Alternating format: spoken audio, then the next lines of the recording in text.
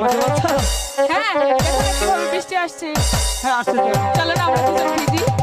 বৃষ্টির মধ্যে ভিজবো? হ্যাঁ এই বৃষ্টির মধ্যে যদি ভিজি তাহলে যদি আবার ঠান্ডা লাগে? আরে লাগবে না, আমি তো নাপা আছি। কেন তুমি কে গরম করে দিবে নাকি? আমি নাপা এক্সট্রা। তুমি না পাঁচটা? তাহলে আর চিন্তা কিসের?